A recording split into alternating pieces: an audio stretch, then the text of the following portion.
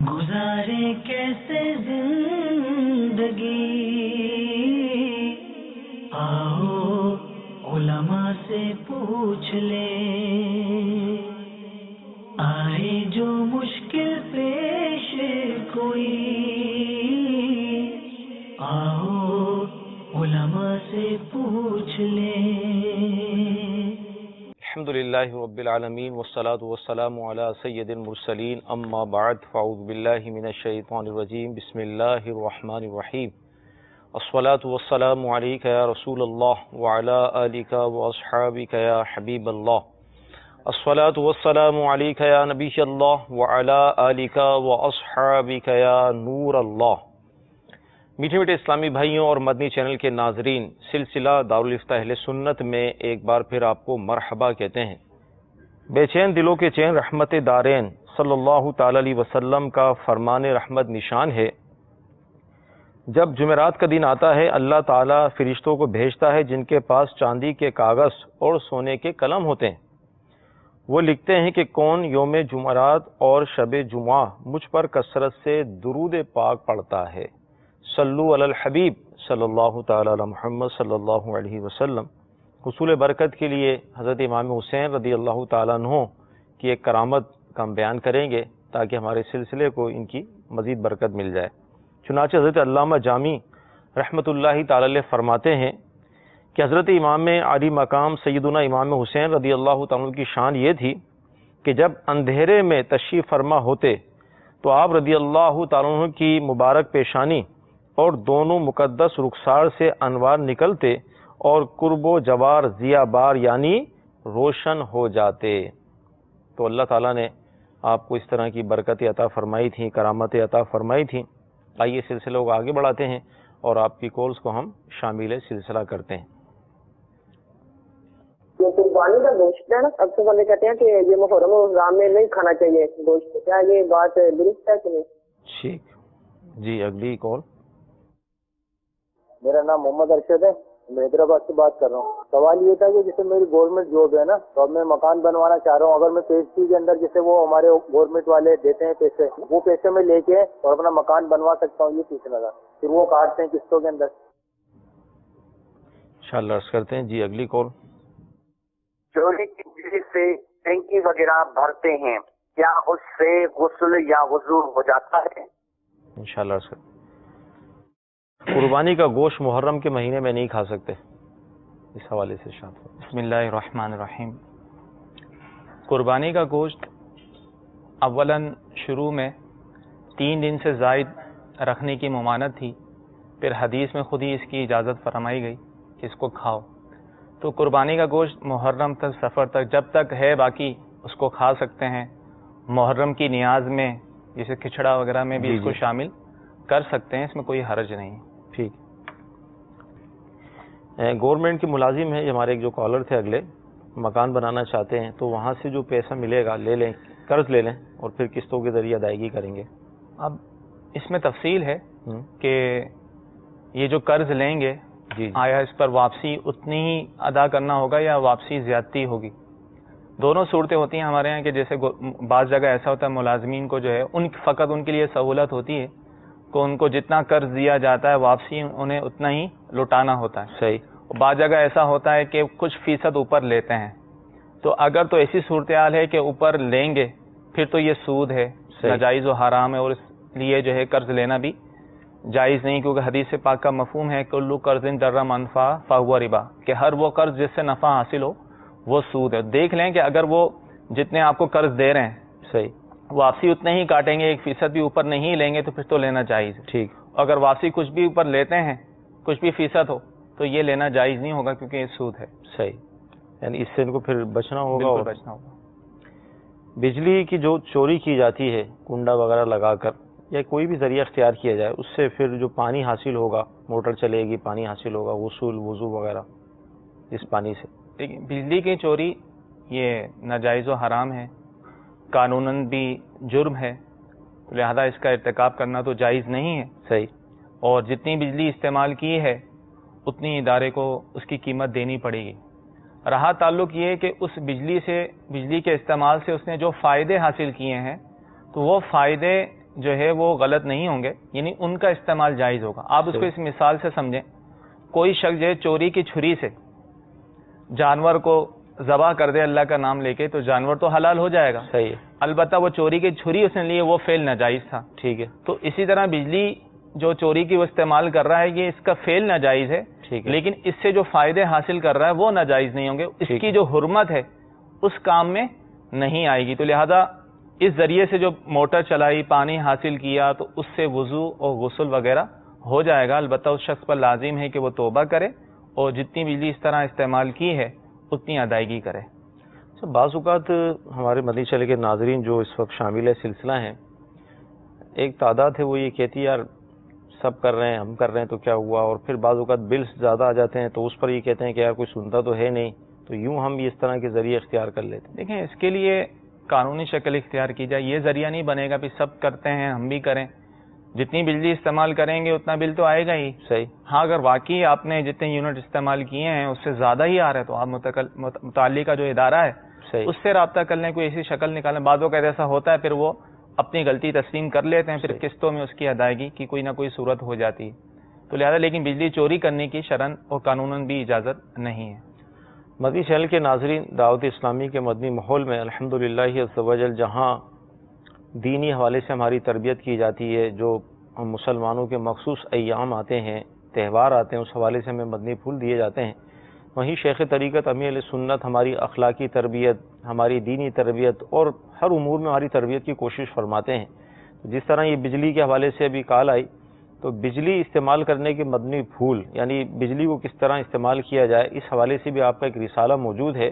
اگر آپ اس کا مطالعہ کریں گے مدنی چینل کے ناظرین تو آپ کو حیرت بھی ہوگی کیا بجلی اس طرح استعمال کی جاتی ہے. یعنی ہمارے گھروں میں اگر بجلی کے استعمال کا تھوڑا سا انداز دیکھ لیا جائے تو ہمیں اندازہ ہوگا کہ بعض اوقات بلب جلتے رہتے ہیں، پنکھے چلتے رہتے ہیں، ایک عجیب مطلب معاملہ ہوتا ہے، اور بجلی جو ہے وہ ضائع ہو رہی ہوتی ہے، اس کا استعمال نہیں ہوتا، فضول ضائع ہو رہی ہوتی، اور یوں اس کے جو بلز آتے ہیں وہ زیادہ آتے ہیں. تو اگر تھوڑے سے ہم محتاط ہو جائیں گے اور بجلی کا استعمال کرنا سیکھ لیں گے تو انشاءاللہ عز و جل اس سے ہمارا مالی فائدہ بھی ہوگا. اور اگر یہ بجلی جو ہم استعمال کر رہے ہیں اور یہ بے جا استعمال ہو رہی ہے، فضول ہو رہی ہے، تو مفتی صاحب ارشاد فرمائیں گے کہ شاید یہ بھی گناہ ہوگا. جی بالکل. تو اس حوالے سے بھی بچنا ہے، ایک تو گناہ سے بھی انشاءاللہ ہم بچ جائیں گے اور مالی فائدہ بھی ہمیں حاصل ہوگا. مزید کالز کو ہم شامل کرتے ہیں. ایک شخص کے پاس کچھ میرے پیسے ہیں، اس کو میں نے جب بھی جاتا وہ آخرے پہ آخرا دیتا. پھر آخرکار اس نے بول دیا کہ بھائی اپنا حساب جو ہے نا، میں بولا حساب کرو، تو اس نے بولا کہ اپنا حساب روز قیامت کو ہوگا، محشر کے دن اپنا حساب کریں گے. پھر کیا اب میں اس کو معاف کر دوں یا اس سے لینے کا تقاضا کرتا رہوں؟ بہت تکلیف دہ بات ہے، انشاءاللہ اس کا جواب لیتے ہیں. جی مزید. مسئلہ یہ ہے کہ ایک لاٹری 3 لاکھ روپے کی ڈلتی ہے، اگر ہمیں ضرورت پڑتی ہے وہ لاٹری ہمیں 2,20,000 میں دیتا ہے بندہ کہ وہ کھلی کسی کی اور اس نے ہمیں بھیج دی، تو ایسی رقم لینا شرعاً جائز ہے یا نہیں؟ السلام علیکم ورحمۃ اللہ وبرکاتہ. وعلیکم السلام ورحمۃ اللہ وبرکاتہ. جی اگلی کال. سر اقبال اتاری فرام عمان. مفتی صاحب کی بارگاہ میں عرض ہے کہ میرے چھوٹے بھائی نے موبائل کی شاپ بنائی، تو کیا وہ گانے وغیرہ بھرنے کے لیے اپنا کمپیوٹر رکھ سکتا ہے، اور اس سے جو کمائی ہوگی وہ کیسی ہوگی؟ قرض لیتے ہیں لوگ، جب لیتے ہیں تو بہت زیادہ عاجزی انکساری اور اپنی ضرورتوں کا بیان کرتے ہیں، اور جب دینے کا وقت آتا ہے تو لڑائی جھگڑے ہو جاتے ہیں. اور جس طرح یہ جو ہمارے اسلامی بھائی تھے کہ اب اس نے کہہ دیا قیامت کے دن ہی حساب ہوگا. دیکھیں عمومی طور پہ تو ایسا ہی ہوتا ہے کہ مالدار شخص ہوتا ہے، پیسے ہونے کے باوجود بھی ٹال مٹول کرتے ہیں. انہوں نے کہا میرے پیسے نکلتے ہیں، میں جب بھی اس کے پاس جاتا ہوں وہ ٹال مٹول کرتا رہتا ہے. ٹھیک. تو اس نے غصے میں آ کے کہہ دیا کہ ابھی ٹھیک ہے قیامت کے دن حساب ہوگا.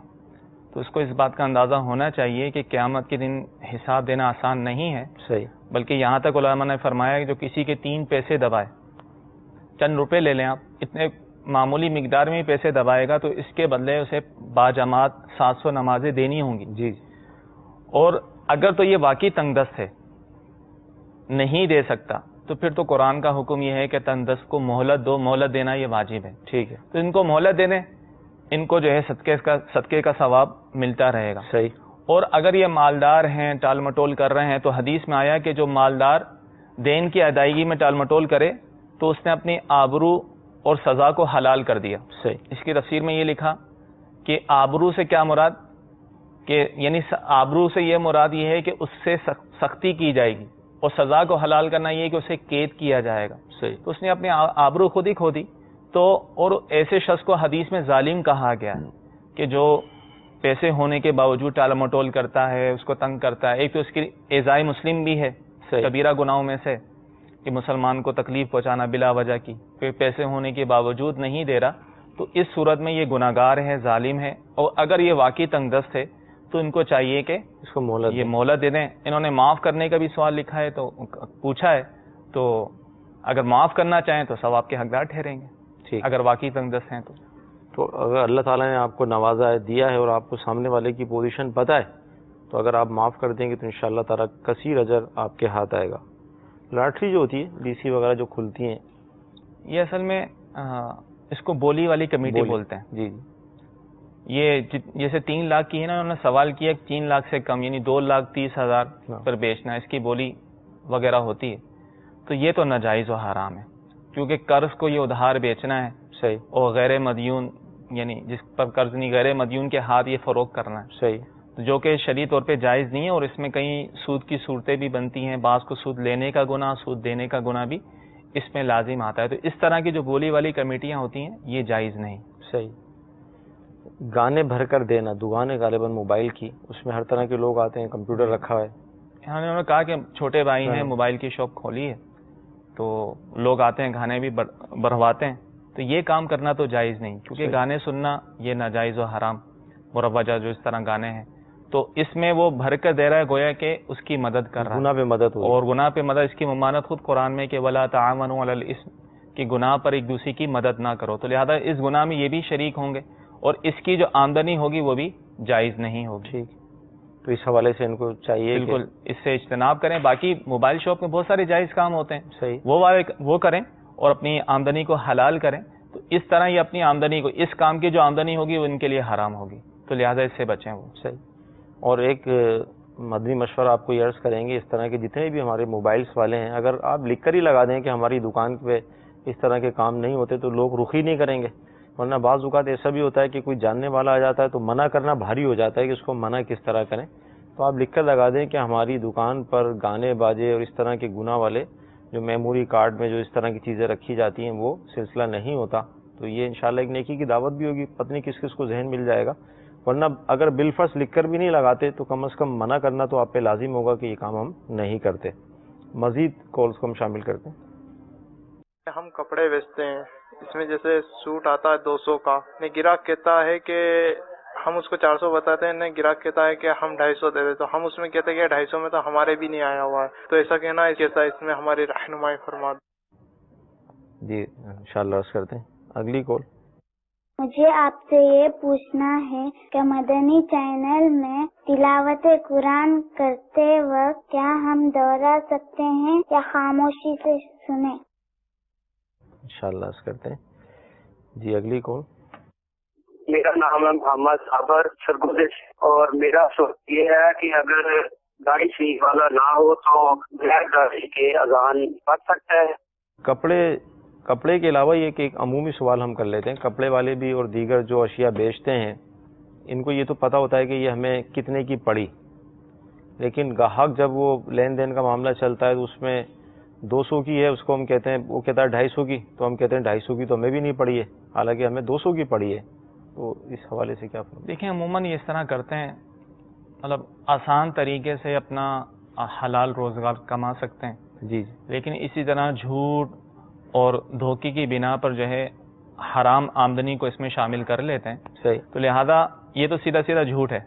اگر 200 کا اس کو کپڑا پڑا ہے، پھر اس کا یہ کہنا 250 کا یہ کہنا کہ مجھے 250 کا نہیں پڑا، تو ظاہر یہ مسلمان کو دھوکہ دینا اور جھوٹ والی صورت ہے. صحیح. جو کہ جائز نہیں ہے. الفاظ اس طرح کے استعمال کرے، ٹھیک ہے اس کو نہیں دینا چاہتا نہ دے، لیکن الفاظ اس طرح کے استعمال کرے کہ اس میں جھوٹ بھی نہ ہو. یہ نہ کہے کہ مجھے تو اتنے کا آیا ہی نہیں ہے، حالانکہ اس کو 200 کا آیا. لہٰذا اس سے اجتناب کرنا ضروری ہے، بچنا ضروری ہے۔ یہ کہتے کہ میں 250 کا آپ کو نہیں دے سکتا، آسان سی بات ہے، یہ نہیں دے سکتا، یہ کہنا کہ مجھے بھی نہیں پڑا ہے، جھوٹ بول دیا۔ اللہ تعالیٰ محفوظ فرمائے۔ مدنی چینل پر جب قرآن کی تلاوت کا سلسلہ ہوتا ہے تو مدنی منی تھی ہمارے غالباً، یہ تو خود اس کو دہرائیں، سنیں، کیا کریں اس حوالے سے؟ مدنی چینل پر جو تلاوت قرآن پاک ہوتی ہے اور جو لوگ اس کو سننے کے لیے بیٹھے ہیں ناظرین، تو انہیں بھی یہی چاہیے کہ خاموشی کے ساتھ سنیں، ٹھیک، ان کو دہرائیں نہیں، یعنی جو قاری صاحب پڑھ رہے ہیں تلاوت کر رہے ہیں ان کو نہ دہرائیں، حکم یہی ہے کہ خاموشی کے ساتھ توجہ کے ساتھ تلاوت قرآن پاک کو سنا جائے۔ صحیح۔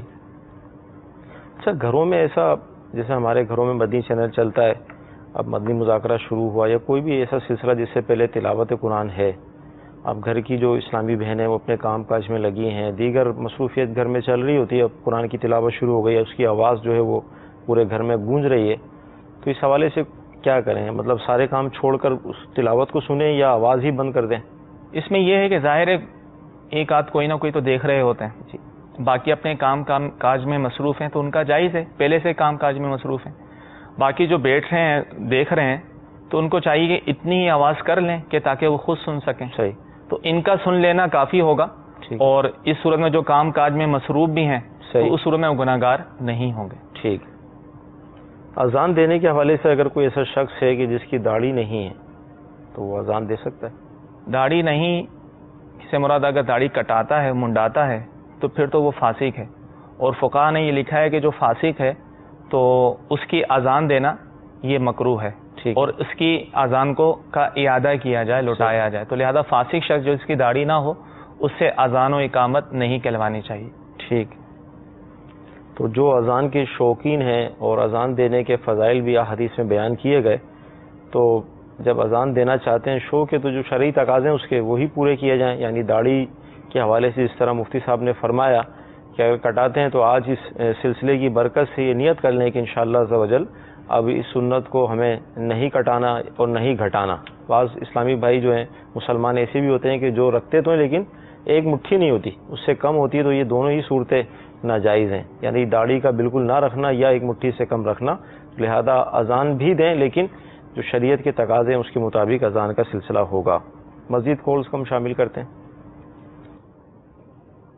محمد زبیر بات کر رہا ہوں بہاول نگر پنجاب پاکستان سے۔ میرا سوال مفتی صاحب سے یہ ہے کہ اگر ہم سفر پہ جا رہے ہیں اور رستے پہ جنازہ ہو رہا ہے جنازگاہ میں تو وضو نہیں ہے ہمارا، تو اس صورت میں ہمیں کیا کرنا چاہیے؟ ہماری رہنمائی فرمائیں۔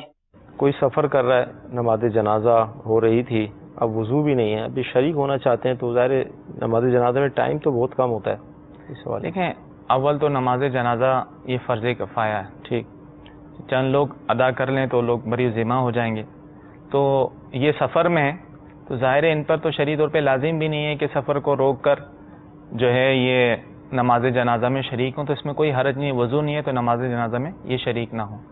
صحیح۔ میرا نام زاہد اقبال ہے سر، میرے پنجاب میں زمین ہے، میں ہری پور سے ترپورہ جاتا ہوں، 7 گھنٹے کا سفر ہے، تو میں وہاں پہ نماز قصر ادا کروں یا پوری وہاں؟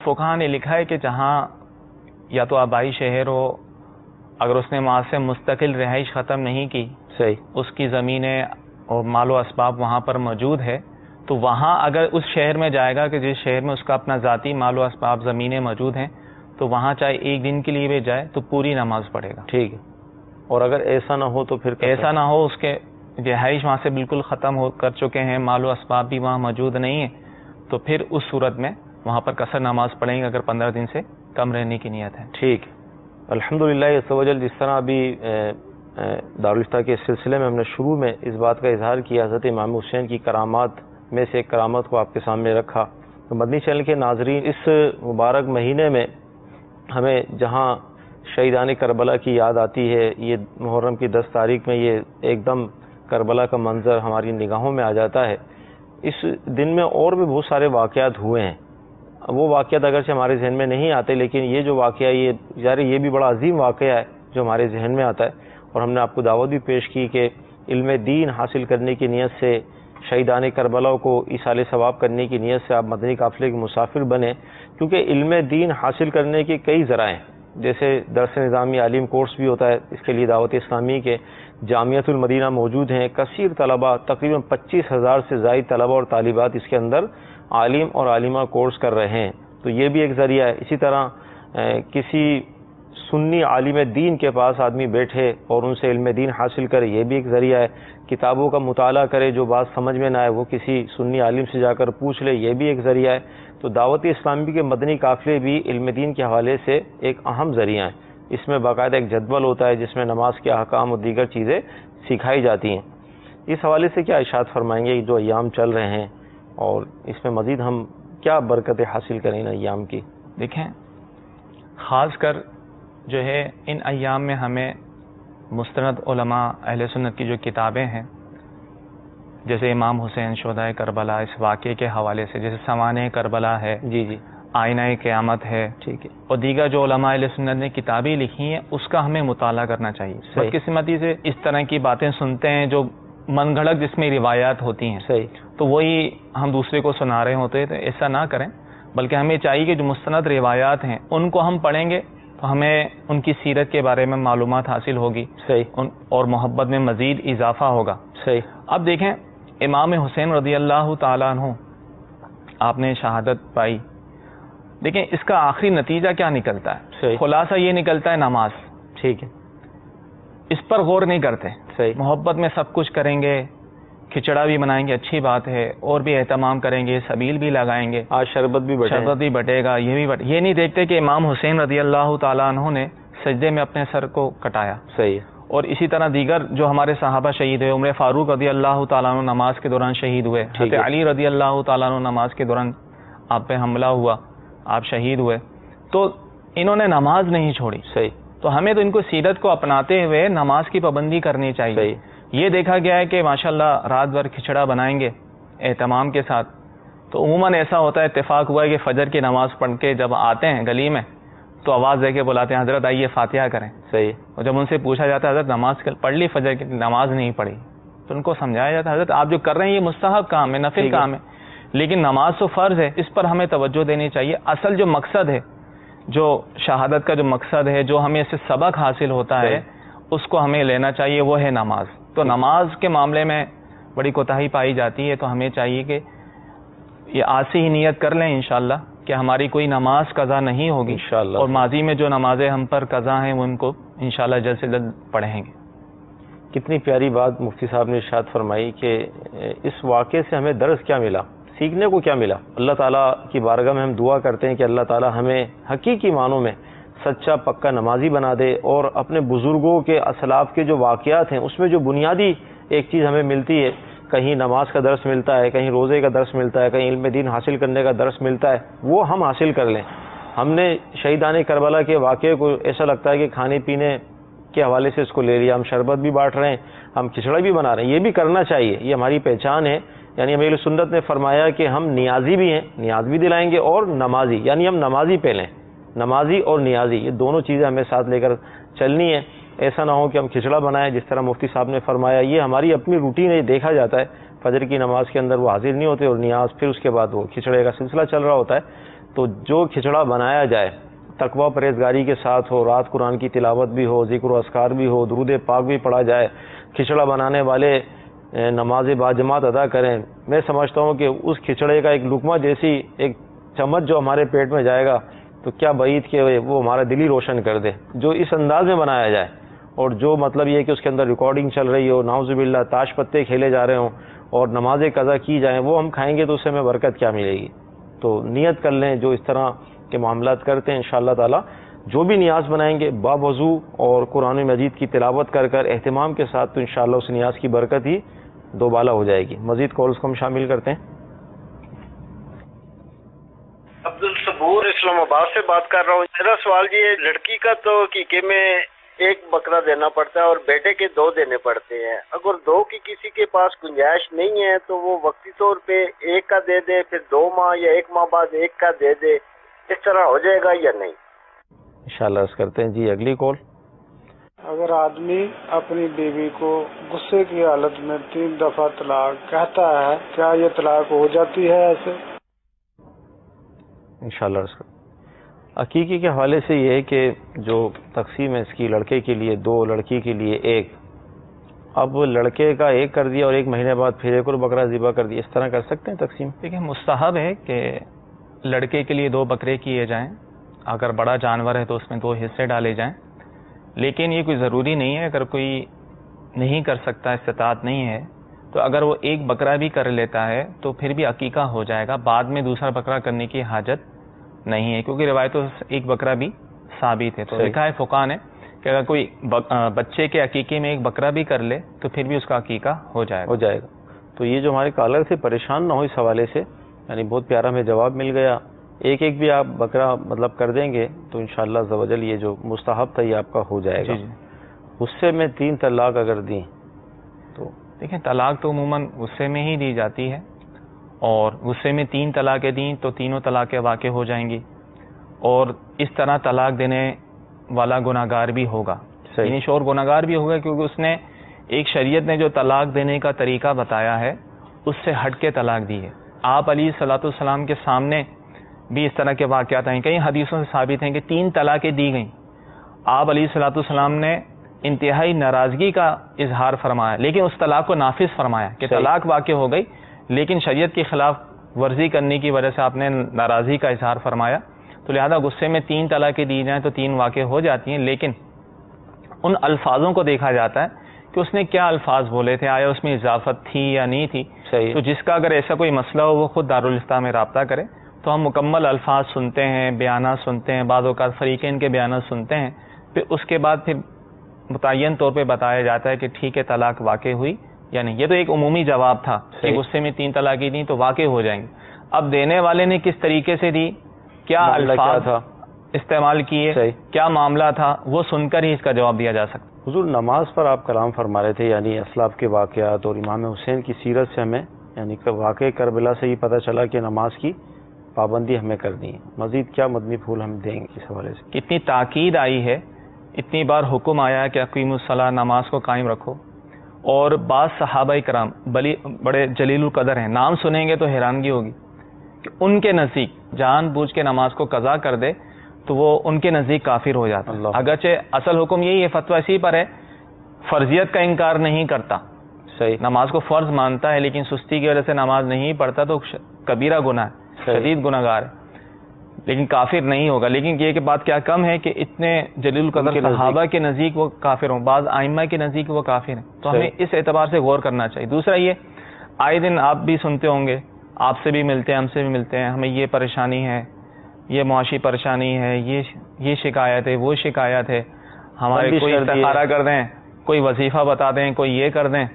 اب ان سے پوچھا جائے، اول تو پوچھتے نہیں، ظاہر ہوتا ہے نماز وہ ایک نہیں پڑھتے، صحیح، اور وظیفہ اگر ان کو بتائے تو اس پر عمل کرنے لگ جائیں گے، صحیح. حالانکہ سب سے بڑا وظیفہ یہی ہے 5 وقتہ نماز ہم باجماعت ادا کر لیں، جس مرد جو ہیں وہ باجماعت نماز ادا کر لیں تو انشاءاللہ ان کی ساری پریشانیاں دور ہو جائیں گی.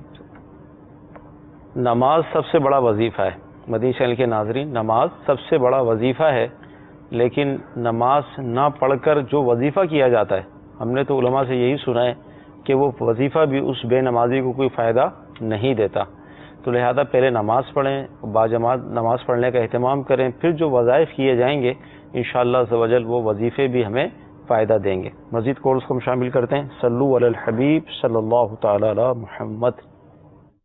سمون رضا تاری عرض کر رہا ہوں مدینہ درالیہ ملتان سے. جب کوئی سلسلہ لائیو چلتا ہے اس کے آخر میں دعا کی جاتی ہے، ہم دعا میں شامل ہو جاتے ہیں، وہی جب ریپیٹ چلے تو بھی دعا میں شامل ہو سکتے ہیں؟ انشاءاللہ عرض کرتے ہیں. جی اگلی کال. موبائل کے اندر جو قرآن مجید ہے اس کا ترجمہ پڑھنا وہ ہم کس حالت میں پڑھ سکتے ہیں؟ بغیر وضو کے پڑھ سکتے ہیں، لیٹ کے پڑھ سکتے ہیں؟ انشاءاللہ عرض کرتے ہیں. جی اگلی کال. میرا آپ سے سوال ہے کہ محرم الحرام میں قبرستان پہ عورتوں کو جانا چاہیے یا نہیں جانا چاہیے؟ انشاءاللہ عرض کرتے ہیں. مدی چینل کے جو سلسلے ہوتے ہیں اس کے اختتام پر بعض سلسلوں میں دعا کا بھی اہتمام ہوتا ہے. اب وہی سلسلہ ریپیٹ چلا تو اس میں بھی ہم دعا میں شریک ہوں. بالکل شریک ہو سکتے ہیں، شامل ہو سکتے ہیں. دعا ہے، مطلق دعا ہے، تو چاہے وہ لائیو ہو یا ریپیٹ ہو، بار بار کی جائے تو یہ آمین کہتے رہیں، انشاءاللہ اس کی برکت ان کو ملے گی. بالکل شامل ہو سکتے. ٹھیک ہے. موبائل فون میں قرآن اس کا ترجمہ وضو ہے نہیں ہے، لیٹے ہیں بیٹھے ہیں، قرآن پاک پڑھ رہے ہوں یا اس کا ترجمہ پڑھ رہے ہوں تو بغیر وضو چھو نہیں سکتے، ایک تو یہ حکم ہے. اب موبائل پہ پڑھ رہے ہیں تو بغیر وضو تو اس کی اسکرین کو ٹچ نہ کیا جائے. مثلا اگر وضو نہیں ہے تو پھر ظاہر ہے اب ورق کو الٹنے کے لیے اس کو ٹچ کرنا پڑے گا، مس کرنا پڑے گا، تو بغیر وضو یہ نہیں کر سکتے. تو لہذا باوضو ہوں تو اس طرح پڑھنا چاہیے. ہاں باوضو ہیں، ٹیک لگا کے لیٹ کے پڑھ لیں تو لیٹ کر قرآن پڑھنا بھی جائز ہے. تو بہتر یہ ہے کہ لیٹ کر پڑھ لیں تو پاؤں کو سمیٹ لیا جائے. ادب یہی ہے. صحیح. محرم کے مہینے میں قبرستان جانے کے حوالے سے عورتوں کا انہوں نے پوچھا کہ عورتوں کو جانا کیسا؟ دیکھیں محرم کا مہینہ ہو یا کوئی بھی، عورتوں کو تو مطلقاً علماء نے یہی فرمایا ہے کہ قبرستان جانا یہ منع ہے.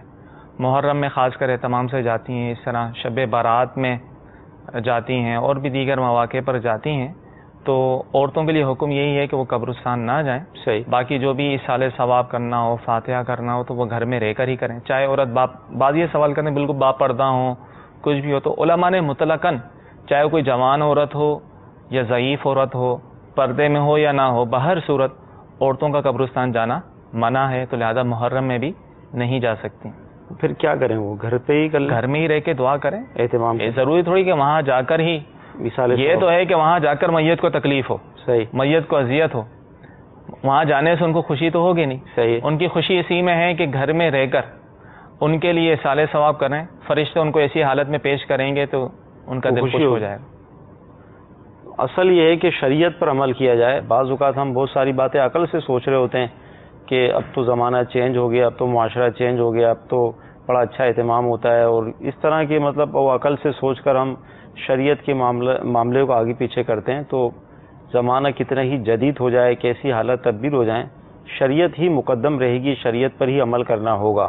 اور مسئلہ تبدیل ہوا نہیں ہوا، علماء کے پیچھے چلنا ہوگا. تو لہذا اس حوالے سے جو عورتوں کا قبرستان جانے کا معاملہ ہے، ابھی تک یہی ہے کہ علماء نے ہمیں منع کیا ہے. تو لہذا ہماری اسلامی بہنیں اس کے لیے کوئی راستہ اختیار نہ کریں، گھر کے اندر ہی رہ کر اصال ثواب کا اہتمام کر لیں. اب جیسے ایام آ رہے ہیں اور ان ایام کے اندر قبرستان جانے کے حوالے سے تھوڑا سا رش بڑھ جاتا ہے، تو اسلامی بہنیں اپنے گھروں میں قرآن کی تلاوت کریں. جو نماز پڑھتی ہیں، جو ذکر و اذکار کرتی ہیں، وہی اصال ثواب اپنے مرحومین کو کر دیں. انشاءاللہ عز و جل ان کو ثواب پہنچ جائے گا اور برکتیں بھی مل جائیں گی. الحمدللہ عز و جل آج کا ہمارا سلسلہ ہوا، اس میں کئی کالز ہم نے شامل کی، اس کے جوابات ہمیں ملے اور اس سے ہمارے علم میں بھی اضافہ ہوا. ہم اللہ تعالیٰ کی بارگاہ میں دعا کرتے ہیں کہ اللہ تعالیٰ آج کا ہمارا یہ سلسلہ اپنی بارگاہ میں قبول فرمائے. جو سنا ہے، جو سیکھا ہے، اس پر عمل کرنے کی توفیق عطا فرمائے. صلو علی الحبیب صلی اللہ تعالی علی محمد صلی اللہ علیہ وسلم. گزارے کیسے زندگی، آؤ علماء سے پوچھ لیں. آئے جو مشکل پیش کوئی، آؤ علماء سے پوچھ لیں.